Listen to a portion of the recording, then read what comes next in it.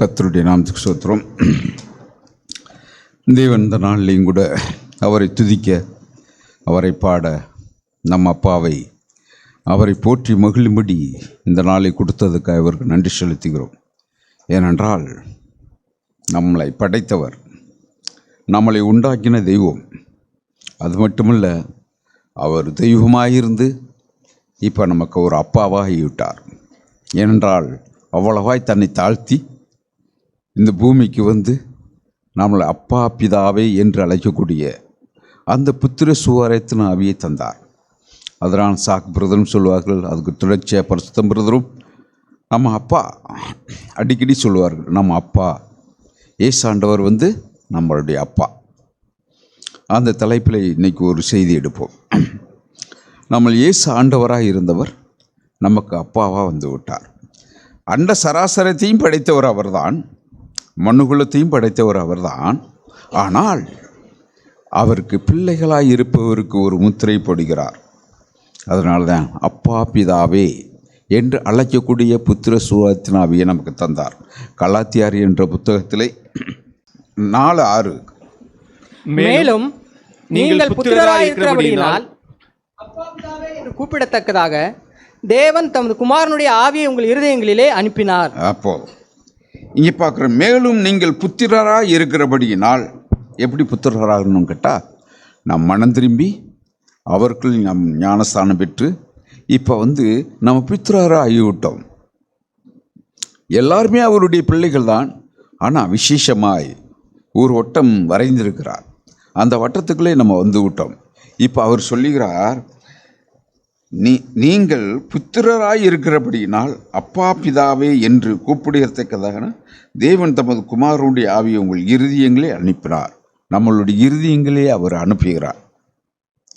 நம்ம எப்போ வந்து அப்பான்னு சொல்ல முடியும்னு கேட்டால், மகிழ்ச்சியாக இருக்கும்போது, ஒரு சந்தோஷமாக இருக்கும்போது, ஒரு எப்பாவது நம்ம களிப்பாக இருக்கும்போது நம்ம அப்பான்னு சொல்லுவோம். ஆனால் ஏசாண்டவர் எப்போ அப்பான்னு சொன்னார் தெரியுமா? அவர் சிலுவைக்கு போகும்போது சொல்கிறார், அப்பா பிதாவே இது எல்லாம் உம்மாலே கூடும். அப்படின்னா அவர் வந்து தன்னுடைய நெருக்கத்தில், அவருடைய பிரச்சனைகளில் பிதாவை நோக்கி சொல்லுகிறார். மார்க் எழுதின சுவிசேஷத்தில் 14வது அதிகாரத்திலே, அப்பா பிதாவே உம்மாலே கூடும். இந்த பாத்திரம் என்னை விட்டு நீங்க கூடுமானால் நீங்கும்படி செய்யும், இல்லைன்னா அது உன்னுடைய சித்தத்தின்படியே கடவுள் பிதாவை, அவர் பிதாவை நோக்கி அவர் வேண்டிக் கொள்ளுகிறார். இப்படித்தான் நம்ம எந்த சூழ்நிலையிலையும், எந்த இக்கட்டிலையும், எந்த பிரச்சனையிலையும் கூட நம்ம அப்பா என்று சொல்லி நம்மளை அழைக்கும்படி தேவன் வந்திருக்கிறார். அதனால தான் இந்த பூமியில் நமக்கு அவர் தகப்பனாகவும் இருக்கிறார், அவர் தாயாகவும் இருக்கிறார். ஒரு பக்கத்தில் கடிந்து கொள்ளுகிறார், ஒரு பக்கத்தில் அணைத்து கொள்ளுகிறார். நல்ல தேவன், நம்மளை உற்சாகப்படுத்தக்கூடிய தேவன். நமக்கு கேட்டோம், நம்ம ஒரு அடைக்கலங்குருவிகள், எங்கேயோ இருந்து வந்தோம், இப்போ வந்து அவருடைய அந்த அடைக்கல பட்டணத்துக்களை என்ன செஞ்சுருக்கோம், உள்ளே வந்திருக்கிறோம். ஆமாம் மதவர்களே, அவர் தான் நம்மளை வந்து சொல்லுகிறார், நீங்கள் வந்து என்னுடைய பிள்ளைகளாக இருக்கிறீர்கள், என்னுடைய பிள்ளைகளாக இருக்கிறீர்கள். ஆமாம், நம்ம ஜெபம் பண்ணி முடித்த போது அது இயேசுவின் நாமத்தினாலேயே நம்ம கேட்க வேண்டும். நம்ம ஒருத்தருக்கு லெட்ரு எழுதுகிறோம், அந்த லெட்டரில் வந்து அட்ரஸ் போடாமல் எழுதுவோமா? போட மாட்டோம். ஏன்? நாருக்கு போய் சேரணும். இதே மாதிரி தான் நம்ம ஜெபித்து முடிக்கும்போது இயேசுவின் நாமத்தினாலேயே ஜெபிக்க வேண்டும். அதே மாதிரி பிசாசை கடிந்து கொள்ளும் பொழுதும் இயேசுவின் நாமத்தினாலே அதை கடிந்து கொள்ள வேண்டும். இப்படித்தான் தேவன் நம்மளை அழைத்திருக்கிறார். அவர் சொல்கிறார், இங்கே நம்ம அப்போஸ்தலரில் பார்க்கிறோம், 2 பேர்களை தேவன் தெரிந்து கொண்டார். அவர்கள் ஒருவர் தகப்பனாகவும் ஒருத்தர் தாயாகவும் இருக்கிறார். நம்ம அப்போஸ்தலர் பணிகளில் 15வது அதிகாரம் 38 நம்ம வாசிப்போம். பவுலோ அவன் பம்பிலியா நாட்டிலே நம்மை விட்டு பிரிந்து நம்மோட கூட ஊழியத்துக்கு வராததினாலே அவனை அழைத்து கொண்டு போகக்கூடாது என்றான். தொடர்ச்சியா வாசிங்க. இதை பற்றி அவர்களுக்குள்ளே கடும் கோபம் உண்டபடியினால் அவர்கள் ஒருவரை ஒருவர் விட்டு பிரிந்தார்கள். பர்னபா மார்க்குவை கூட்டிக் கொண்டு கப்பல் ஏறி சீப்ரு தீவுக்கு போனான். பவுலோ சீலாவை தெரிந்து கொண்டு சகோதரராலே தேவனுடைய கிருபைக்கு ஒப்புவிக்கப்பட்டு புறப்பட்டு சீரியாவிலும் சிலிசியாவிலும் திரிந்து சபைகளை திடப்படுத்தினான். போதும். இங்கே அப்போஸ்தலர் பவுல் வந்து மார்க்கை கூட்டிக் கொண்டு போக வேண்டாம் என்று சொல்லுகிறார். அங்கே பர்னபாவோ நான் கூட்டிக் கொண்டு போவேன்னு சொல்லிட்டு அங்கே ஒரு தாயாவும் ஒரு தகப்பனாவும் செயல்படுகிறார்கள். எப்படி என்றால், ஒரு தகப்பனிலிருந்து நல்ல பிள்ளைகளை வந்து அடிக்கும் பொழுது, அடித்து அதை கண்டிக்கும் போது ஒரு காலை கட்டி பிடிக்குங்கள், அதை பறித்து விட்டால் இன்னொரு காலை அது கட்டி பிடிக்கும். இது மாதிரி தான் தெய்வம் நம்ம சபையில் வைத்திருக்கிறார். சில நேரங்களில் கடிந்து கொள்ளுதல் வரும், சில நேரங்களில் வந்து உற்சாகப்படுத்தக்கூடிய வரும்.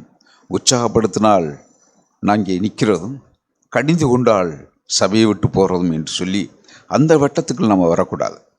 நமக்கு ஒரு தகப்பனாவும் தாயாவும் இந்த சபையில் வைத்திருக்கிறார். நல்ல சகோதர சகோதரிகளே தேவன் இந்த சபையில் வைத்திருக்கிறார்.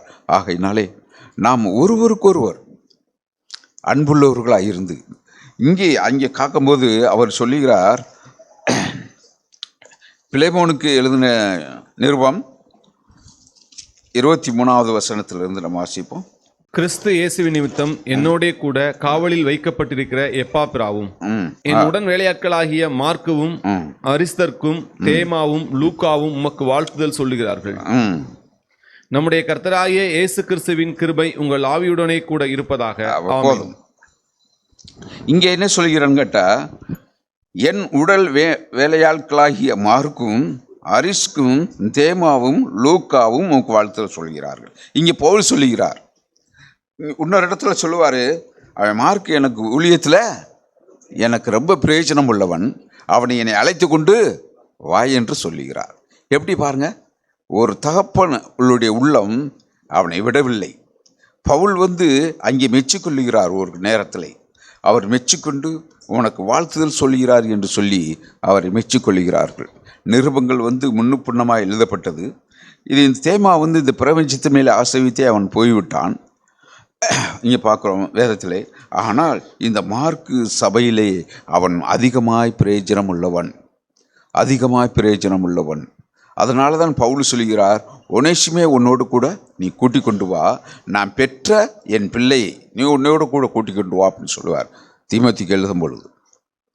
அப்போ நம்மளுடைய அவர் பெற்றார், கற்ப வேதனை அடைகிறார் இந்த சபையினுடைய காரியங்களுக்காய். நம்ம எப்பொழுதாவது வந்து அந்த பாரத்தோடு அந்த காரியங்களுக்காக நம்ம ஜெபம் பண்ணி இருக்கிறோமா? ஆமாண்டவரே, நாங்கள் ஒரு கற்ப வேதனைடைய உதவிச்சு நம்மளை பெற்றார். ஏசாண்டவர் நம்மளை பெற்றெடுத்தார். அப்படித்தான் அப்போஸ்தலர்களும் சீஷர்களும் கூட நம்மளை பெற்று அப்படியா இந்த சபையில் என்ன வைத்திருக்கிறார். அதுக்கெல்லாம் காரணம், இந்த சபையில் இருக்கிறதுக்கு காரணம் என்ன தெரியுமா? யாரோ ஒருத்தர் ஜெபிக்கிறார்கள், யாரோ ஒருத்தர் ஜெபம் பண்ணி கொண்டு இருக்கிறார்கள், உங்களுக்காய் கண்ணீர் சிந்தி இருக்கிறார்கள். யாரோ இந்த தேசத்துக்காய் கண்ணீர் சிந்துறவர்கள் அங்கே சிந்த கண்டுதான் இந்த சபையில் என்ன செய்கிறோம், நம்ம இருக்கிறோம். அதை நம்ம நினைத்து நம்மளால் வரவில்லை. சில காரியங்களுக்காக வந்து பிறருடைய காரியங்களை, பிறர் குற்றங்களை கண்ட உடனே அவங்களை வந்து நம்மளுடைய மனதில் ஒரு வெறுப்பு உண்டாகும். இல்லை, அவர்களை நம்ம தாழ்மையாக ஆண்டவருடைய சமூகத்துக்கு கொண்டு போக வேண்டும். அந்த பிரச்சனையை நம்ம சமூகத்துக்கு கொண்டு போக வேண்டும். நம்ம சொல்லலாம், ஆமாம் நான் ஒரு குப்பை, நான் ஒரு சாம்பல்னு சொல்லலாம். ஆனால் பிறர் சாம்பல் விழுந்தவர்களை நம்மளை தூக்கி எடுக்க முடிகிறதா? இங்கே பவுல் தூக்கி எடுத்தார். அதனால தான் சொல்லுகிறார் பவுல் வந்து, நான் நட்டேன், அப்போலும் நீர் பாய்ச்சினான். அப்போனா ஒரு தாயாவும் ஒரு தகப்பனாவும் இருந்து அங்கே செயல்படுகிறார்கள். அப்போ தேவன் வந்து அங்கே ஒரு சபையில் வந்து அங்கே அப்படித்தான் வைத்திருக்கிறார். ஒரு தகப்பனாய், ஒரு தாயாய், ஒரு சகோதரர்களாய் இங்கே இருக்கிற ஒவ்வொருவரும் தேவனுக்கு வேண்டியவர்களாய் இருக்கிறோம். ஒரு காலத்தில் தேவன் வந்து அப்போஸ்தலர்களை தேடி வந்து அவரை அழைத்து கொண்டு வந்து சபையில் வைத்தார். ஆனால் இப்போ அவருக்கு நம்ம தேவையாக இருக்கிறோம். அப்படி தான் சீசர்களுக்கு சொன்னார், நீங்கள் புறப்பட்டு போங்கள். ஒவ்வொருவரும் நம் தேவனுக்காக நம்ம வந்து காரியத்தை செய்கிறோம். எத்தனையோ பேர் வந்து இங்கே பிரயோஜனம் உள்ளவர்களாக இருக்கிறார்கள். நிறையா இந்த சபையில் இருக்கிற எல்லாருமே பிரயோஜனம் உள்ளவர்கள் தான். ஒருவரும் அவர் புறம்பே தள்ளாத தேவன். நாமளோ நம்மளுடைய இருதயங்களை சீர்படுத்தி ரொம்பவும் தன்னை தாழ்த்தி, ஆண்டவரே நான் ஒன்றுமில்லாதவன், நாம் இங்கே மட்டும் ஒன்றுமில்லாதவன் இல்லை, வெளியிலையும் ஆண்டவரே நான் ஒரு ஒன்றுமில்லாதவன் ஆண்டவரே, நீர் என்னை காங்கிற தேவன், நீ என்னை காங்கிற தேவன் ஆண்டு அப்படி சொல்லி நாம் ஆண்டவருடைய கரத்தில் நம்ம ஒப்புவிக்கும் போது தேவன் நம்மளை ஒரு புதிதான மனுஷனாய் என்ன செய்கிறார்? அவர் நம்மளை மாற்றுகிறார். ஆமாம், ஒரு நாம் ஒருவரை வாழ்த்தவும் ஒருவருக்கு நம்ம ஜெபிக்கவும் அப்படியாய் நம்ம கற்றுக்கொண்டோம்னால் சபை என்ன செய்யும் கேட்டால் பூரண வளர்ச்சி அடையும். அப்படிலாம் இருக்கார்கள், இருக்க போய் தான் இங்கே சபையில் என்ன செய்யுது? அங்கே வளர்ச்சி அடைந்து கொண்டு போய் இருக்கிறது. அதை நான் குற்றப்படுத்தவில்லை. ஆனால் இன்னுமாய் நம்மளுடைய பாரமுடையவர்களாய் தேவனை சார்ந்து கொள்ளுகிறவர்களாய் ஆண்டவரே உமக்கு நன்றி என்று சொல்லி அவரை புகழ்கிறவர்களாக நாம் இருக்க வேண்டும். ரோமருக்கு எழுதின நிருபம் 16வது அதிகாரம் 1 நம்ம வாசிப்போம். கெங்கிரேயா ஊர் சபைக்கு ஊழியக்காரியாக நம்முடைய சகோதரி பெபேயாளை நீங்கள் கர்த்தருக்குள் பரிசுத்தவான்களுக்கேற்றபடி ஏற்றுக்கொண்டு எந்த காரியத்தில் உங்கள் உதவி அவளுக்கு தேவையாய் இருக்கிறதோ அதிலே நீங்கள் அவளுக்கு உதவி செய்ய வேண்டும் என்று அவளை உங்களிடத்தில் ஒப்புவிக்கிறேன். அவள் அநேகருக்கும் எனக்கும் கூட ஆதரவாய் இருந்தவள். கிறிஸ்து இயேசுவுக்குள் என் உடன் வேலையாட்களாகிய பிரிஸ்கில்லாலையும் ஆக்கில்லாவையும் வாழ்த்துங்கள். அவர்கள் என் பிராணனுக்கு தங்கள் கழுத்தை கொடுத்தவர்கள். பாருங்க, சகோதரிகள் தன் பிராணனுக்காய் தன் கழுத்தை கொடுத்தவர்கள். வாசிப்போம்.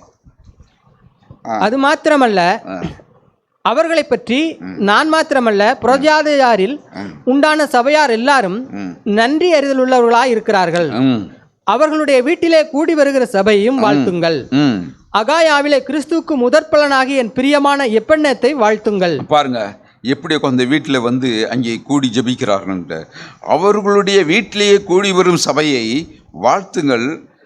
ஆகாயவிலே கிறிஸ்துவுக்கு முதல் பலனாகிய என் பிரியமான வாசிப்போம் 5வது வசனத்தை கீழே. அகாயாவிலே கிறிஸ்துவுக்கு முதற்பலனாகிய என் பிரியமான எப்பெண்ணத்தை வாழ்த்துங்கள். வாழ்த்துங்கள் வாசிப்போம். எங்களுக்காக மிகவும் பிரயாசப்பட்ட மரியாளை வாழ்த்துங்கள். அப்போஸ்தலருக்குள் பெயர் பெற்றவர்களும் எனக்கு முந்தி கிறிஸ்துவுக்குள்ளானவர்களும் என் இனத்தாரும் என்னுடனே கூட காவலில் கட்டுண்டவர்களுமாயிருக்கிற அன்றோனிக்கையும் யூனியாவையும் வாழ்த்துங்கள்.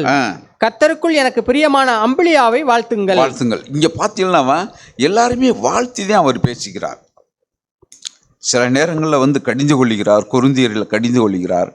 அநேக வேளையிலே அவர் வாழ்த்தியே அவர்களை பேசுகிறார். ஒருவருக்கு ஒரு வாழ்த்தி ஒரு குறைகளை மூடி அவர்களை வாழ்த்தி அங்கே பேசுகிறார். இப்படி தான் நமக்கு சபையினுடைய காரியங்கள் அங்கே கட்டப்படும். நம்ம ஒருவருக்கொரு நம்ம வாழ்த்தி அவரை நம்ம பிரியமாக அங்கே இந்த சகோதரிகள் எப்படி இருந்தார்களோ, இந்த சகோதரர்கள் எப்படி இருந்தார்களோ அது மாதிரி பிறரை நம்ம வாழ்த்தி அங்கே காரியத்தை நடப்பிக்க வேண்டும். அப்படியே அதே அதிகாரத்தில் 23 நம்ம வாசிப்போம். என்னையும் சபை அனைத்தையும் உபசரித்து வருகிற காயு உங்களை வாழ்த்துகிறான். பட்டணத்து உக்ரானக்காரனாகிய ஏரஸ்தும் சகோதரனாகிய குவர்த்தும் உங்களை வாழ்த்துகிறார்கள். அங்கே பார்க்குறேன், என்னையும் சபை அனைத்தையும் உபசரித்து வருகிற காயு உங்களை வாழ்த்துகிறான். காயு அவன் பாருங்க, அவர் சொல்றாரு, பவுல் சொல்றாரு, ஆர்சி வேதாகமத்தில் இருக்க, என்னையும் தங்கவும் சபை கூடவும் அந்த வீட்டையை விட்டு கொடுத்தான் காயு. அங்கே பார்த்தீங்களா, ஒவ்வொரு வீட்லேயும் அங்கே கூடி ஜெபம் பண்ணார்கள். அங்கே சபை கட்டடங்கள் பிரதானமாக இல்லை. அங்கே ஒவ்வொரு வீட்டிலையும் கூடி ஜெபிக்கும் போது அவர் சொல்கிறார், என்னை தங்க வைத்திருக்கிறான் காயு, அவன் வீட்டிலே கூடி வருகிற சபைகளெல்லாம் நீங்கள் வாழ்த்தீங்க என்று சொல்லி அங்கே வாழ்த்துகிறார்கள். அதனால தான் அவர் காயுவுக்கு ஞானஸ்தானம் கொடுத்தார். 1 கொரிந்தியர் 1வது அதிகாரம் 15வது அதிகாரத்தில் பவுலே அவர் அங்கே ஞானஸ்தானத்தை கொடுத்து அங்கே நடத்துகிறார். பார்த்தீங்களா எவ்வளவு அந்த காரியங்களை அவர் நடத்தி செல்கிறார். ஒரு சபை என்பது எப்படி வளர்ச்சிகளே ஆகிறது? பிறரை வாழ்த்தி, பிறருக்கு நல்வார்த்தைகளை சொல்லி, அல்லது பாரமுடியவர்களாக நம்ம ஜெபம் பண்ணி ஒருவருக்கொருவர் ஜெபம் பண்ண வேண்டும். நீங்கள் நேரடியாக போய் நீங்கள் பேச வேண்டியதில்லை, நீங்கள் நேரடியாக ஒரு காரியத்தை நடப்பிக்க வேண்டியதில்லை. நம்ம ஒரு தாயாய் அல்லது ஒரு தகப்பனாய் இருந்தால் அவருக்காக என்ன செய்வோம்? ஜெபம் பண்ணுவோம். இந்த சபைக்காக என்ன செய்வோம்? நம்ம ஜெபம் பண்ணலாம். ஆண்டவரே உமக்கு நன்றி, நீங்கள் எங்களை பெற்றெடுத்திருக்கீங்க, ஒரு கற்ப வேதனை பற்றி எங்களை பெற்றெடுத்திருக்கீங்க. இப்படித்தான் அவர் சொல்கிறார் பவுல். அநேக வேளையில் உங்களுக்கு வாத்தியார்கள் நிறைய பேர் இருப்பார்கள், ஆனால் உங்களுக்கு தகப்பமார்கள் இல்லை, அநேகர் இல்லை. நம்ம தகப்பமார்கள், ஆண்டவரே எனக்கு ஒரு தகப்பனு கூடிய ரீதியை தாங்க ஆண்டவரே, எனக்கு ஒரு தாய்க்குரிய இருதயத்தை தாங்க ஆண்டவரே. நாங்கள் நேரடியாக நாங்கள் போய் பேசலைனாலும் பரவாயில்லை, எங்கள் இருதயத்திலே அந்த பாரத்தை நீர் போட்டு விட வேண்டுமான்னு ஜெபிக்கிறோம் என்று சொல்லி நாம் ஜெபிக்க வேண்டும். நாம் போட்டு விடுங்க ஆண்டவரே, எங்களுடைய பாரத்தை நீர் உண்டு கொள்ளும். இந்த சபைக்கான காரியத்தை எங்களுடைய பாரத்தை, அந்த பாரத்தை வந்து எங்கள் இருதயத்தில் போடுங்க ஆண்டவரே. நீங்கள் எதுக்காக என்னை அழைச்சிருக்கீங்க? எதுக்காக இந்த சபையில் நீங்கள் வச்சிருக்கீங்க? சும்மா வந்துட்டு போகிறதுக்கு இல்லை, அந்த பாரத்தை என்னிடத்துல வச்சு விடுங்க. அப்படி ஜெபம் பண்ணி பாருங்க, தேவன் நமக்கு கிருபையை தருகிறார். அப்படி ஜெபம் பண்ணி பாருங்க, உங்களுக்கு தேவன் உதவி செய்வார், நம்மளை உற்சாகப்படுத்துவார். தேவ ஆவியானவரே நம்மளை நடத்தி செல்வார். நம்ம ஏதோ வந்தோம் அல்லது திரும்பி போனோம், சபைக்கு போனோம், பைபிளை வாசிக்கிறோம், நமக்காக ஜெபம் பண்ணுறோம், அப்படிலாம் இல்லை. ஆண்டவரே, இந்த காரியத்தை, இந்த சபையினுடைய காரியங்களையே என்னுடைய இருதயத்தில் சபை ஆண்டவரே போட்டு விடுங்க ஆண்டவரே, அப்படி நம்ம ஜெபிக்கணும். அதனால தான் அங்கே வந்து அவர் சொல்லுகிறார், 3 யோவானில் யோவான அப்போஸ்தலனை வந்து அங்கே காய்வு கொடுத்து வாழ்த்துக்கிறார். நம்ம வாசிப்போம் 1 மூப்பனாகிய நான் சத்தியத்தின்படி நேசிக்கிற பிரியமான காயுக்கு எழுதுகிறதாவது. பாருங்க, மூப்பனாகிய நான் சத்தியத்தின்படி நேசிக்கிற பிரியமான காயுக்கு எழுதுகிறதாவது. பிரியமானவனே, பிரியமானவனே, உன் ஆத்துமா வாழ்கிறது போல, உன் ஆத்துமா வாழுகிறது போல நீ எல்லாவற்றிலும் வாழ்ந்து சுகமாயிருக்கும்படி வேண்டுகிறேன். சுகமாயிருக்கும்படி நான் வேண்டுகிறேன். அங்கே காயு அந்த பவுல் மட்டுமல்ல, இங்கே யோவான் அப்போஸ்தலன் யோவான் கூட அங்கே அவருக்கு ஒரு சர்டிஃபிகேட் கொடுக்குறார். உன் ஆத்துமா வாழுகிறது போல. எப்படி ஆத்துமா வாழுகிறது? அவன் கிறிஸ்துவுக்குள் அதனுடைய பாரமுடையவனாய் வாழுகிறார். காயு வந்து அதனால தான் அவருடைய வீட்டை விட்டு கொடுத்தார். ஆதியிலே அப்படித்தான் வீடுகளில் தான் பிறந்த வீட்டிலாம் ஜெபம் பண்ணி கொண்டிருந்தோம். இப்படித்தான் ஆண்டவர் நம்மளுடைய சபையை வந்து பூரணப்படுத்துகிறார். யாரென்றால், அங்கே பாரமுடையவர்களோ ஒருவர் ஜெபம் பண்ணுகிறார்கள், 2-3 பேர் கூடி ஜெபம் பண்ணி கொண்டு இருப்பார்கள். எதுக்காக வந்து இங்கே சில வாழ்த்துதலை கூறுகிறார்கள் தெரியுமா? உற்சாகப்படுத்துவதற்காக. சில சகோதரர்கள் சகோதரிகள் ஓடி உழைக்கிறவர்கள், இதுகள்லாம் ஏன் அப்படி உற்சாகப்படுத்துகிறான்னு கேட்டால், தேவன் இப்படி ஆதியில் சபையில் செய்தார். நம்ம நினைக்கலாம், என்ன இப்படி நடத்துகிறாங்க அப்படின்னு சொல்லிட்டு, அது யூதாசு காரியத்து மாதிரி ஆகிவிடுவோம். ஏன் இப்படி வேஸ்டாவெல்லாம் செலவழிக்கணும், நம்ம யூதாஸாக ஆகிவிடுவோம். இல்லை, தேவன் சபையை நேசிக்கிறார். ஆதியிலே சபை இப்படித்தான் உருவாகி கொண்டிருந்தது. அதை உற்சாகப்படுத்தக்கூடிய காரியங்கள் இருந்தது. நாம் ஒருவருக்கொரு உற்சாகப்படுத்துவோம், நம்ம ஒருவருக்கொரு வந்து வாழ்த்துவோம். அங்கே நிறைய பேர் வாழ்த்துதை பெற்றதை நம்ம பார்க்குறோம். அங்கே பார்க்குறோம் வந்து 2 யோவான் 1 வாசிப்போம். நமக்குள் நிலை நிற்கிறதும் என்றென்றைக்கும் நம்மோடு இருப்பதுமாகிய சத்தியத்தின் நிமித்தம் நான் மாத்திரமல்ல, சத்தியத்தை அறிந்திருக்கிற யாவரும் சத்தியத்தின்படி நேசித்திருக்கிறவளும் தெரிந்து கொள்ளப்பட்டலுமாகிய அம்மாளுக்கும் அவளுடைய பிள்ளைகளுக்கும் மூப்பனாகிய நான் எழுதுகிறதாவது. இந்த அம்மாள் வந்து அவங்க வீட்டில் வந்து சபை கூடி வந்ததாம். அவர்கள் வந்து திருச்சபை பெண்கள் நடத்துவதில்லை என்று சொல்லி அங்கே வேத குறிப்புகளில் இருக்கிறது, அந்த அடமொழிகளில் ஆட்சி பேதத்திலே. ஆனால் அவருடைய பிள்ளைகள்னா அநேக பிள்ளைகளை வந்து என்ன செஞ்சாங்க, அவங்க வளர்த்து கிறிஸ்துவுக்களை என்ன செஞ்சாங்க, உற்சாகப்பட அநேக சகோதரிகள். நீங்கள் பழைய ஏற்பாட்டில் நீங்கள் பார்த்தீங்கன்னா, யாத்திராகமத்தில் ஞானமுள்ள ஸ்திரீகளை தெரிந்து கொண்டு அங்கே இளம் பஞ்சு நூல்களை திரிப்பதற்காக, தேவனுக்காக ஒரு காரியம் செய்வதற்கு அவர்கள் ஞானம் உள்ளவர்களை தெரிந்து கொண்டு அநேக ஸ்திரீகளை அங்கே வைத்திருந்தார். ஏன்னு கேட்டால், சபைக்கு அப்படி ஆளுகள் தேவை. ஆமாம், அப்படி ஆளுகள் தேவை. ஞானமுள்ள ஸ்திரீகள்லாம் வந்து அங்கே இளம் நூல் பஞ்சு நூல்களை திரித்து அங்கே காரியங்களை செய்தார்கள். தேவனுடைய ஆலயத்தை கட்டுவதற்கு அவர்கள் பிரதானமாக இருந்தார்கள். இங்கே இந்த அம்மாளும் அப்படித்தான் இருந்தார்கள். இந்த அம்மாள் வந்து அந்த கிறிஸ்துவுக்குள் அந்த பிள்ளைகளை நடத்துகிறார்கள். அதனால தான் இந்த அப்போஸ்தலன் யோவான் கூட வந்து இங்கே அவர்களை வாழ்த்தி அவர்களை, நீ அதுக்கடுத்து வாசிப்ப 3வது வசனத்தை, பிதாவாகிய தேவனாலும் பிதாவின் குமாரனாயிருக்கிற கர்த்தராகிய இயேசு கிறிஸ்துவினாலும் கிருபையும் இரக்கமும் சமாதானமும் சத்தியத்தோடும் அன்போடும் கூட உங்களோடு இருப்பதாக அங்கே வாழ்த்துகிறார். இந்த அம்மாளை வாழ்த்துகிறார். பாகிஸ்தானிலே ஒரு முஸ்லீம் பெண் ரட்சிக்கப்பட்டார்கள். அவர்கள் முடமாயிருந்து அவங்க புக்குத்தை அவங்க வரலாறு தான் கிளியுண்ட திரை என்ற ஒரு புத்தகம். நீங்கள் எடுத்து வாசிக்கலாம்.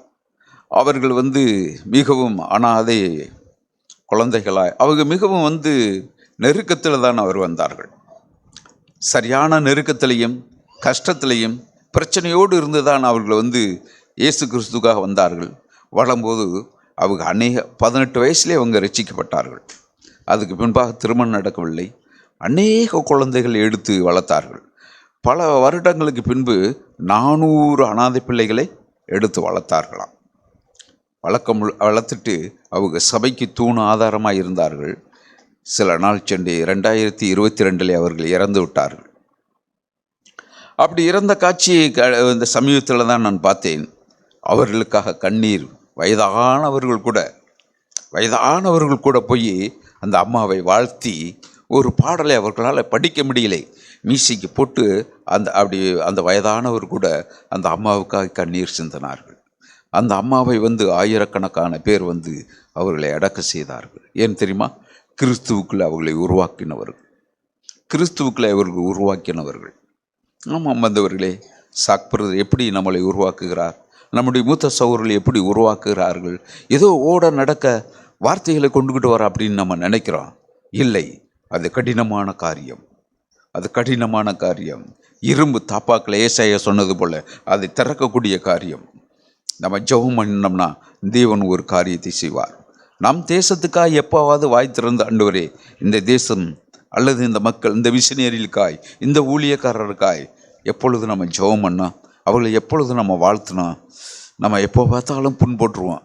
நம்ம எப்போ பார்த்தாலும் அந்த வட்டத்தை விட்டு வெளியே போகத்தான் பார்ப்போம். இந்த வட்டத்தை விட்டுட்டு வெளியே போகத்தான் பார்ப்போம். இந்த வட்டத்துக்குள்ளே இருந்துட்டு வெளியே போகணும். இந்த வட்டத்தில் இருந்து தேவன் நம்மளை நேசிப்பதில்லை. நம்மளை ரட்சித்தார், அவர் தான் நமக்கு தகப்பன். ஆனால் இந்த வட்டத்துக்குள்ளவர்களுக்களை, அந்த வட்டத்துக்குள்ளே இருக்கிறவர்களை அவர்கள் நேசிக்கிறார். அதுதான் சகோதரர் சொன்னார், அடைக்கலாங்குருவிகளை அங்கிருந்து பறந்து வருகிறார்கள். எங்கேயோ ஒரு ஊரில் இருந்து பறந்து ஆண்டவருடைய வார்த்தையை கேட்கிறார்கள். எங்கெங்கேயோ இருந்து வரார்கள். ஏன்? அவருடைய ஜீவ வார்த்தையை கேட்கும்படி, அவருடைய ஜீவ வார்த்தைகளை கேட்டு நாம் கிறிஸ்துவுக்குள் இப்படியாய் வளரும்படி தேவன் நம்மளை வைத்திருக்கிறார். அந்த தேவனுக்கு நம்ம நன்றி சொல்லுவோமா? ஆண்டவரே, எங்களை தெரிந்து கொண்டீரே. அநேக வசனங்கள் எடுக்கலாம். நாம் ஒரு வாழ்த்துவோம், ஒருவருக்காக ஒருவர் ஜெபம் பண்ணுவோம். அது பாரத்தோடு நம்ம ஜெபம் பண்ணுவோம். ஒருத்தர் பிரச்சனையோடு இருந்தால் அதுக்காக நம்ம ஜெபம் பண்ணுவோம். ஆண்டவரே, விசேஷமாய் சபை உம்முடையது. ஆண்டவரே, நீ பூர்வ காலத்தில் சம்பாதித்த உம்முடைய சபைக்கா நன்றி. ஆண்டவரே, இந்த சபை ஆண்டவரே வளர்ச்சி அடையும்படி எங்களுடைய இருதயத்தில் ஒரு பாரத்தை நீ போட்டு விடும். ஆண்டவரே, நான் அதற்காக நான் ஜெபம் பண்ணுகிறேன். தன்னை தாழ்த்த கடந்த நாட்களை பிரகாசம் சொல்லுவ செய்தி எடுத்தார். ஒரு துளி கூட, ஒரு மயிர் அளவு கூட நாம் பெருமை இல்லாதவர்களாக இருக்கணும். அப்பொழுதுதான் பரலோக ராஜ்யத்தில் பிரவேசிக்க முடியும் என்று சொல்லி அவர்கள் பிரசங்கித்தார்கள். அருமையான வார்த்தையை பிரசங்கிக்கிறார்கள்.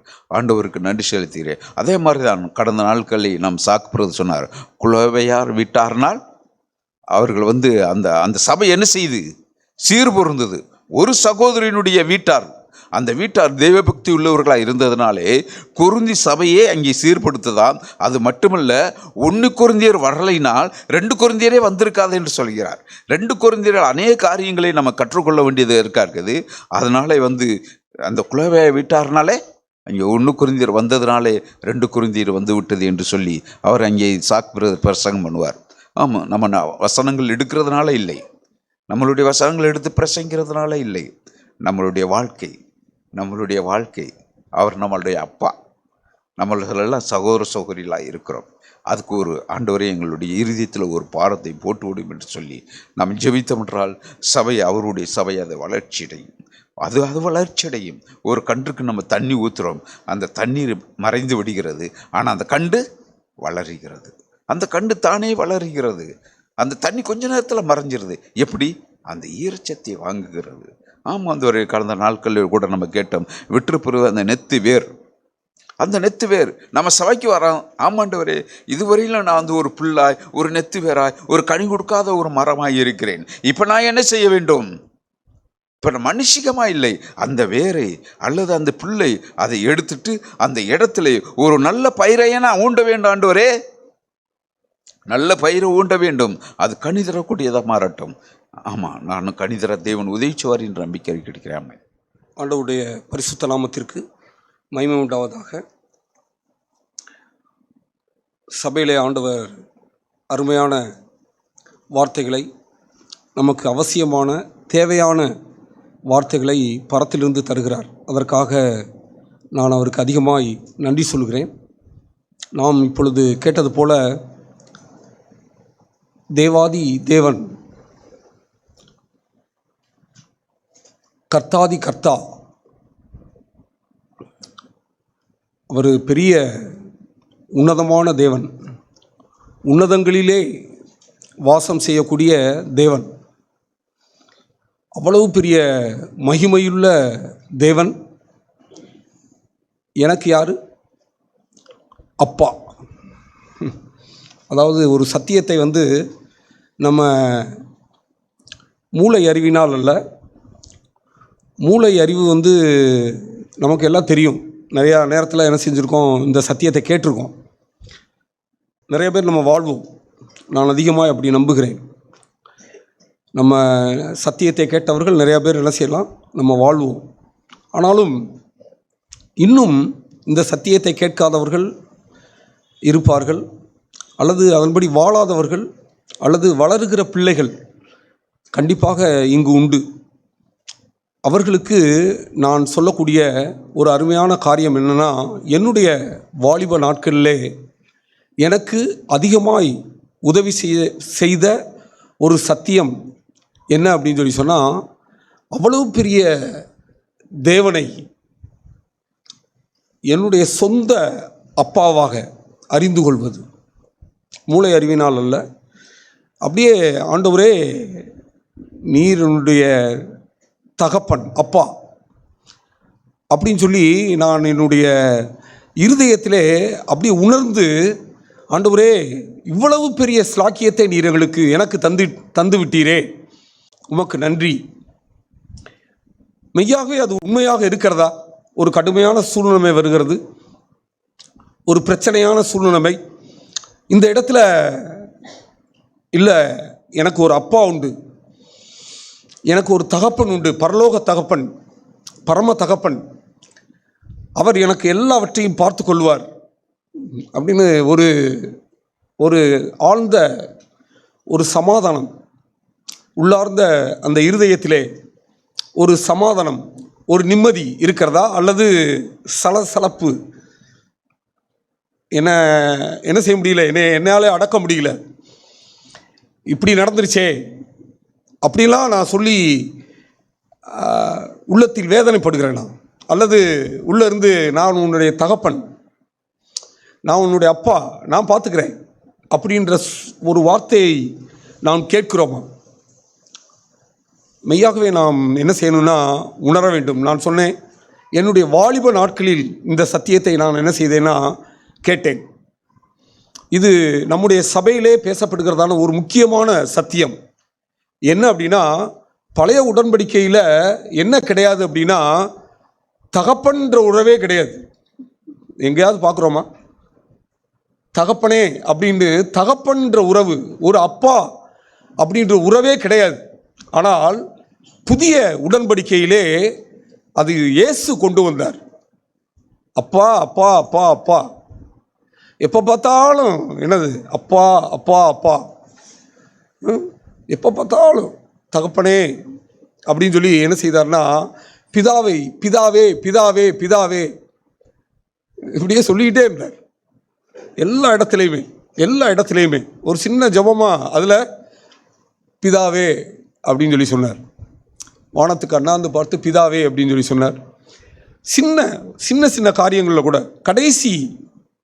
முக்கியமாக கடைசி அந்த பாடுகளில் எப்போ போனாலும் அப்பா பிதாவே பிதாவே அப்படின்னு சொல்லிக்கிட்டே இருந்தார். பிரதர் சொன்னார்ல, அந்த அந்த அந்த கெத்செமனே தோட்டத்தில் அப்பா பிதாவே இந்த பாத்திரம் அப்படின்னு சொல்லி சொன்னார்.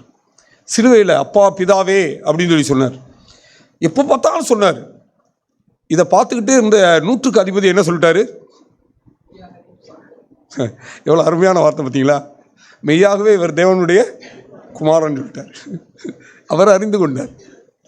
இப்போ நம்ம என்ன செய்யணும்னா, ஆண்டவரே நீர் என்னுடைய தகப்பன், நீர் என்னுடைய தகப்பன் அப்படின்றத நம்ம என்ன செய்யணும்னா அறிந்து கொள்ள வேண்டும். அறிந்து இருதயத்தில் உணர்ந்து அப்படியே எந்த சூழ்நிலைமை வந்தாலும், எல்லாருக்கும் எல்லா வித்தியாசமான சூழ்நிலைகள் நம்ம இருக்கிறோம். நம்ம எந்த சூழ்நிலை வந்தாலும் எனக்கு ஒரு தகப்பன் உண்டு. பிரதர் சொன்னாங்க, எல்லாம் அந்த தகப்பனுடைய ஆவி என்ன தெரியுமா செய்யும்?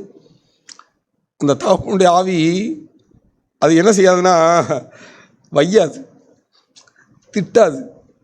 அது என்ன செய்யும்னா என்கரேஜ் பண்ணும், வாழ்த்து, அது என்கரேஜ், உற்சாகப்படுத்தும். தகப்பனுடைய ஆவி அது எனக்கு வேண்டும் அப்படின்னு சொல்லி சொன்னார்.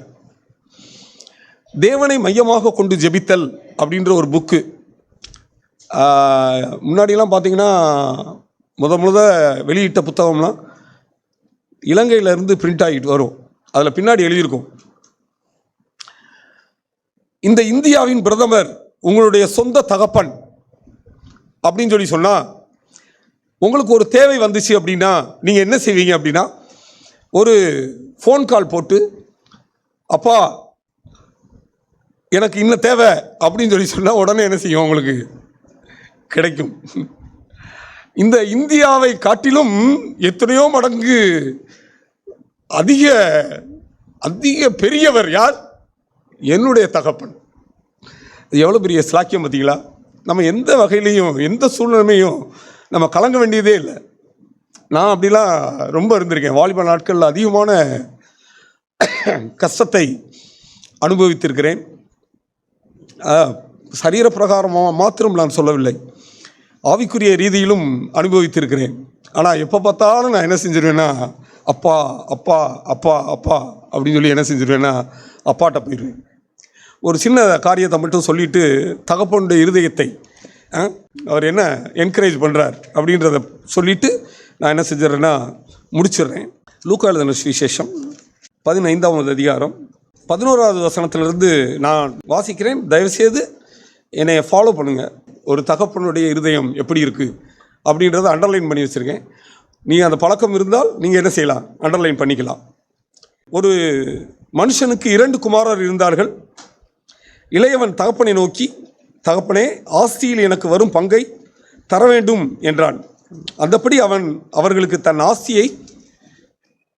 ஆஸ்தியை பங்கிட்டு கொடுப்பது தகப்பனுடைய இருதயம். ஆஸ்தியை பங்கிட்டு கொடுப்பது. ஒருத்தருக்கு 45 வயசாயிருச்சு, என் கூட வேலை பார்க்குறாரு ஒருத்தர்.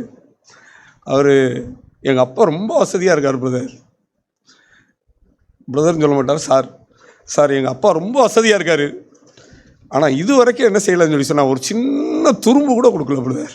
ஆனால் அவர் என்னது இன்கம் டேக்ஸில் ஒரு பெரிய அதிகாரியாக இருந்து ரிட்டையர் ஆகி அவர் வர்ற பென்ஷன் பணம் கூட எனக்கு சம்பளம் வரல. ஆனால் இது வரைக்கும் கொஞ்சம் கூட என்ன செஞ்சதில்லை, எனக்கு ஒரு இம்மி கூட தந்ததில்லை அப்படின்னு ரொம்ப வருத்தப்பட்டு சொல்லுவார். தகப்பனுடைய இருதயம் என்னன்னா, ஆஸ்தியை என்ன செய்தார், பங்கிட்டார். இப்போ பாருங்க, தகப்பன் மகன் அவன் நல்லவன் கிடையாது. அவன் துன்மார்க்கமாக என்ன செய்தான்னா செலவழித்தான். ஆனால் என்ன செய்தான்னா அவன் மனம் திரும்பினான். இப்போ மனம் திரும்பினவுடன் தகப்பனுடைய இருதயம், இப்போ நம்மளும் அதே தான், நான் மனம் திரும்ப இயேசு என்னை என்ன செய்வார்னா செல்ல பிள்ளையாக வைத்துக் கொள்வார். நீங்கள் எதிலிருந்து மனம் திரும்பினாலும் சரிதான், மனம் திரும்ப என்னை இயேசு என்ன செய்வார்னா ரொம்ப செல்ல பிள்ளை போல வைத்துக் கொள்வார். அதற்கு மாறாக நான் பாவம் செய்தால் அப்படியே ஆப்போசிட்டாக தேவனுக்கு விரோதமாக பகையாளியாக நான் என்ன செஞ்சிருவேன்னா மாறிடுவேன். முக்கியமானது, இவன் மனம் திரும்பினான். மனம் திரும்பி என்ன செய்தான்னா 20வது வசனத்தில் வாசிக்கிறோம், எழுந்து புறப்பட்டு தன் தகப்பனிடத்தில் வந்தான்.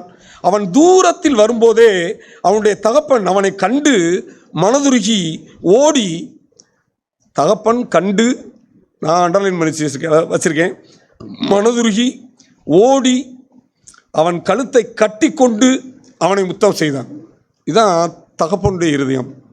எனக்கு மெய்யாகவே ஒரு தகப்பனுடைய இருதயம் இருந்துச்சு அப்படின்னா, அல்லது எனக்கு வேண்டும் அப்படின்னு சொல்லி நான் நினச்சேன்னா, நான் என்ன செய்ய வேண்டும்னா, நான் பிரதர் சொன்னது போல் மற்றவர்களை இவ்வாறு அணைத்து கொள்ளக்கூடிய ஒரு அன்பு எனக்கு என்ன செய்யணும்னா, என்னுடைய இருதயத்தில் என்ன செய்யணும், இருக்க வேண்டும். அதுக்கு அடுத்து 22வது வசனத்தில், அப்பொழுது தகப்பன் தன் ஊழியக்காரரை நோக்கி, நீங்கள் உயர்ந்த வஸ்திரத்தை என்ன செய்யுங்க, கொண்டு வந்து இவனுக்கு உடுத்தி இவன் கைக்கு என்ன செய்யுங்க, மோதிரத்தையும் கால்களுக்கு பாதரட்சையும் போடுங்கள். நான் அண்டர்லைன் பண்ணி வச்ச வசனம் என்னன்னா, தகப்பன், உயர்ந்த வஸ்திரம், மோதிரம், பாதரட்சை. ஒரு தகப்பனுடைய ஆவி. எங்கேயாச்சும் உலகத்தில் ஒரே ஒரு தகப்பனை கூட எப்படி பார்க்க முடியாது. எப்படின்னா, என்னை விட என் பையன் என்ன செஞ்சிட்டான், அதிகமாக படிச்சிட்டான், அப்படிலாம் படிக்கக்கூடாது அப்படின்னு யாராவது எந்த தகப்பனாவது இந்த உலகத்தில் நினச்சிருக்காங்களா? இனி நினைப்பாங்களா? நெவர், இல்லவே இல்லை. தேவன் நம்மை எப்படி உடுத்துவிக்கிறார், எப்படி அவர் பராமரிக்கிறார், எப்படி நம்மை பாதுகாக்கிறார் அப்படின்னா, அது வியப்பிற்குரியது, ஆச்சரியத்தில் ஆழ்த்துவது. பாருங்க, 23வது வசனத்தில், கொழுத்த கன்று நாம் புசித்து சந்தோஷமாக இருப்போம். வார்த்தை பாருங்க, கொழுத்த கன்று நாம் புசித்து சந்தோஷமாக இருப்போம். தகப்பனுடைய இருதயம். என் குமாரனாகிய இவன் என்ன செய்தான், மரித்தான், திரும்பவும் உயிர்த்தான், காணப்பட்டான். அருமையான வசனம். நான் அண்டர்லைன் வச்சிருக்கிறதுனா, உயிர்த்தான், காணப்பட்டான். தகப்பனுடைய இருதயம். அவர் அதை தான் பார்க்குறார். அவன் திரும்பியும் என்ன செஞ்சிட்டான், உயிர்த்தான், காணப்பட்டான். அதுக்கடுத்து கீத வாக்கியம் 25வது வசனம், கீத வாக்கியத்தையும் நடன களிப்பும் தகப்பன் செய்யக்கூடியது. பாருங்க, எவ்வளவு அருமையான தகப்பன் பார்த்தீங்களா? சரி, கோவிச்சுக்கிட்டு வெளியே நிற்கிற அண்ணன், அவரை பார்த்து 28வது வசனத்தில் என்னன்னா, தகப்பனோ, அண்டர்லைன் பண்ணி வச்சிருக்கேன், வருந்தி அழைத்தான். தகப்பனோ என்ன செய்கிறாரு, வருந்தி அழைத்தான். இதெல்லாம் அற்புதமான வாழ்க்கை. இந்த வாழ்க்கை வாழ்வதற்கு நாம் கொடுத்து வைத்திருக்க வேண்டும். தயவு செய்து என்ன செய்யணும், ஆண்டவரே, நீர் என்னுடைய தகப்பன் அப்படின்ற அந்த உறவை நாம் புதுப்பித்து கொள்ள வேண்டும். நாம் என்ன செய்யணும்னா, அதை அப்படியே விட்டுவிடவே கூடாது. ஆண்டவர் நமக்கு என்ன செய்வார்னா, உதவி செய்வார். அதற்கு அடுத்து நான் அண்டர்லைன் பண்ணி வச்சிருக்கிறது, தகப்பன் 31வது வசனத்தில், நீ எப்போதும் என்னோடு இருக்கிறாய், எனக்குள்ளதெல்லாம்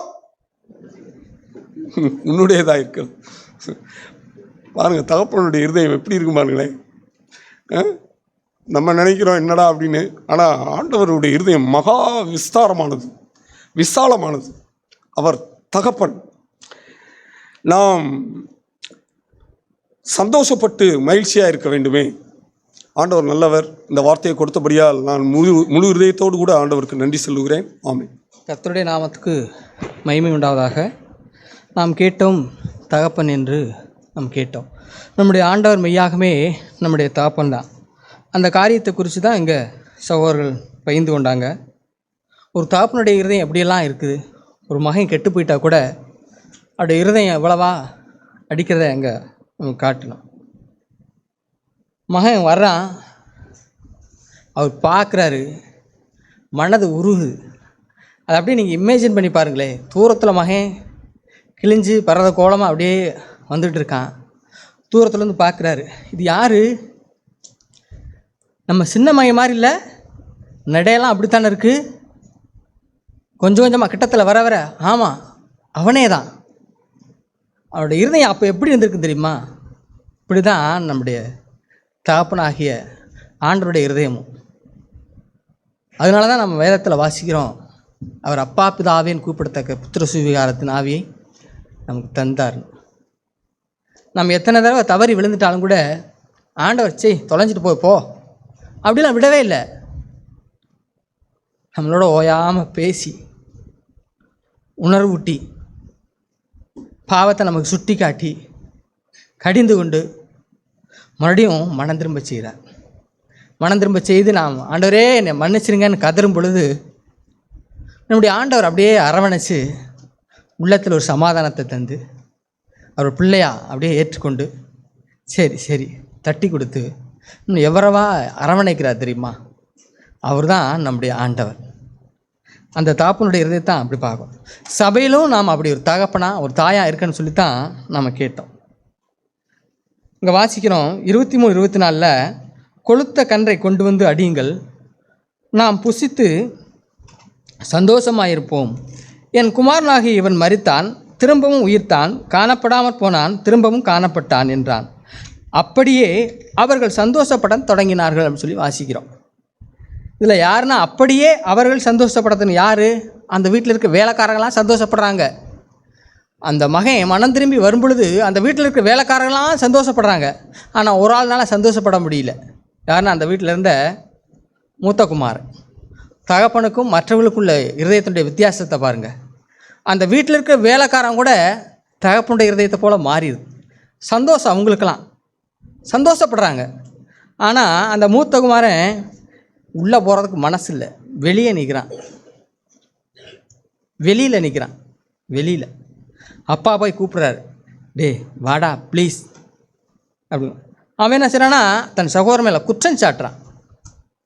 இப்படிலாம் செஞ்சுட்டு வந்து அவனை ஏற்றுட்டு அவனுக்கு இதெல்லாம் செய்கிறீங்களே, நான் எப்போவும் உங்கள் கற்பனை மீறவே இல்லை, உங்களோடையே இருந்தேன், உங்களுக்கு உதவியெலாம் செஞ்சேன், ஆனால் எனக்கு ஒரு நாள் என்னுடைய சிநேகிதர்களோட சந்தோஷமாக இருக்கும்படி ஒரு நாள் கூட நீங்கள் ஒரு ஆட்டுக்குட்டியை கூட கொடுக்கல. அவன் அப்பாவோட தான் இருந்தான், ஆனால் இருதயம் சரியில்லை. அவன் சொல்கிறான் பாரு, அவனே என் சிநேகிதர்களோட நான் சந்தோஷமாக இருக்கும்படி ஒரு ஆட்டுக்குட்டியை கூட தரல. அவனுடைய இருதயத்தில் இருந்ததெல்லாம் அதுதான். என்னை இந்த அப்பா சந்தோஷப்பட விட மாட்டேங்கிறாரு, போய் என் ஃப்ரெண்ட்ஸோட ஜாலியாக இருந்திருக்கலாமே, இதுதான் என் அப்பாவோட இருந்தேன்னு சொல்கிறான். அவனோட இருதயம் அப்பாவோட இல்லை. தகப்பனுடைய இருதயத்துக்கும் மற்றவங்களுடைய இருதயத்துக்கும் பார், நாம் சபையிலே தகப்பனுடைய இருதயம் உள்ளவர்களாக நான் இருக்கணும். ஒருத்தர் தவறிட்டா மனசு துடிக்கணும். பவுல் சொல்லுவார், ஒன் தவறும்போது என் மனசு துடிக்காதா? நீ தவறிட்டினா என் மனசு துடிக்காதா? மனம் பதறுவதில்லையோ? உன் சபையில் 14,000 உபாத்தியாயர்கள் இருந்தாலும் கூட தகப்பன்மார் அநேகர் இல்லையே அப்படி சொல்லி பவுல் அங்கலாய்ப்பார். இப்படி நாம் தகப்பனுடைய ஆவி உள்ளவர்களாக நாம் இருக்கணும். தவறும்போது கண்டிக்கவும், அவர் மனம் திரும்பும்போது அணைத்து கொள்ளவும் கூடிய ஒரு ஆவி உள்ளவராக இருக்குது. மற்றவர்களை சுட்டி காட்டி இந்த மூத்த சகோதரனை போல் இவன் அப்படி செஞ்சான் இப்படி செஞ்சான்னு சொல்ல மனம் திரும்புறதுக்கு வாய்ப்பு கொடுப்போம். அவர்களை அரவணைத்து கொள்ளுவோம். அதற்காக அப்படியே தகப்பன்னு சொல்லி அப்படியே எப்பவும் கொஞ்சிட்டே இருக்கிறதில்ல, தவறும்போது சுட்டி காட்டி கண்டிக்கிறது. நான் சபையில் நான் தகப்பனுடைய இருதயம் உள்ளவர்களை நிறைய பேரை நான் பார்த்துருக்கேன். நான் ஆரம்பத்தில் வந்த நாட்கள்லேருந்து என்னுடைய சின்ன தவறுகளை கூட சுட்டி காட்டி என்னை சரி செஞ்சுருக்காங்க. நான் ஒரு நாள் நான் சோர்ந்து போகவே இல்லை. நான் அதை ஏற்றுக்கொண்டிருக்கிறேன். நீதிமான் என்னை குட்டும் பொழுது அது என் தலைக்கு எண்ணெய் அபிஷேகம் போல் இருக்கும், என் தலை அதை அல்ல தட்டுவதில்லை. இப்படி தான் நான் இருந்திருக்கேன். நான் வசனம் வாசிக்கும் போது கூட நான் தவறாக நான் வாசித்ததை கூட பேப்பரில் எழுதி ஒரு சகோதரன் எனக்கு இப்படி வாசிங்க அப்படின்னு சொல்லினார். அப்படியே அன்போடு ஏற்றுக்கு ரொம்ப நாளாக அந்த வேதாந்தத்தில் நான் அந்த பேப்பர் அப்படியே வச்சுருந்தேன். நான் சின்ன சின்ன தவறுகள் கூட என்னை கடிந்து கொண்டு புத்தி சொல்லியிருக்காங்க. அதே சமயத்தில் என்னை ஆறுதல் படுத்தியிருக்காங்க, என்னை தாங்கியிருக்காங்க, எனக்கு உதவி செஞ்சுருக்காங்க. அதுதான் தகப்பனுடைய இருதயம். நான் தவறும்போது கண்டிக்கிறதும் அவர் மனம் திரும்பும்போது சேர்த்துக்கொள்வது தான் தகப்பனுடைய ஆவி. நாம் எப்பொழுதும் சகோதரனை குற்றம் சாட்டுகிற ஆவியாக இருக்குது, அது பிசாசுனுடைய ஆவி. அவை சந்தோஷப்படவே முடியாது. நாம் வேதத்தில் வாசிக்கிறோம், அதாவது புறஜாதிகளும் கூட வந்து தேவனுடைய ராஜ்யத்தில் பிரவேசிப்பாங்க. வேசித்தனக்காரர் கூட தேவனுடைய ராஜ்யத்தில், விபச்சாரர்கள் கூட தேவனுடைய ராஜ்யத்தில் பிரவேசிப்பாங்க. ராஜ்யத்தின் புத்திரரோ புறம்பான இருளிலே தள்ளப்படுவார்கள். அந்த வீட்டுக்கு சொந்தக்காரங்க யார் தெரியுமா? அந்த மூத்த மகன் வெளியே நிற்கிறார். ஆனால் அந்த வீட்டுக்கு உரிமையே இல்லை. வேலை பார்க்குறவங்க அவங்க சந்தோஷப்பட்டு உள்ளே இருக்காங்க, அவங்களாம் சந்தோஷப்படுறாங்க. அந்த வீட்டுக்கு உரிமையாளர் வெளியே நிற்கிறார். எழுந்தோ பரிதாபமான இல்லை. காரணம் என்ன தெரியுமா? தகப்பனுடைய இருதயம் இல்லை. இந்த தகப்பனுடைய இருதயம் இல்லை. நாம் எப்போ அவரை அப்பான்னு கூப்பிட்றோம்னா பரிசுத்த ஆவியானவர் நமக்குள்ளே வரும்பொழுது தான் அப்பான்னு நம்ம கூப்பிட முடியும். அதுதான் ரோமர்கள் 7ஆம் அதிகாரத்தில் வாசிக்க முடியும். அவர் அப்பா பிதாவே என்று கூப்பிடத்தக்கதான புத்திர சுவிகாரத்தின் ஆவியை உங்களுக்கு தந்தார். அதுதான் அந்த பரிசுத்த ஆவியானவர் நமக்கு இருந்தால் தான் அவர் அப்பான்னு கூப்பிட முடியும். அப்பாவாக நம்முடைய பிதாவை, நம்முடைய குமாரனாக இயேசு கிறிஸ்துவ நம்ம ஆண்டவரை அப்பாவாக அறிந்து கொள்ளணும்னா நமக்கு பரிசுத்த ஆவியானவர் வேணும். அவர் இருந்தால் தான் நம்ம அவர் அப்பான்னு கூப்பிட முடியும். அப்போ தான் நம்மளும் தகப்பனுடைய ஆவி உள்ளவர்களாக நம்ம மாற முடியும். நமக்கு பரிசுத்த ஆவியானவரே மிக முக்கியமான அவரிடத்தில் நம்ம கேட்கும் பொழுது அவர் தருவார். ஆமென்.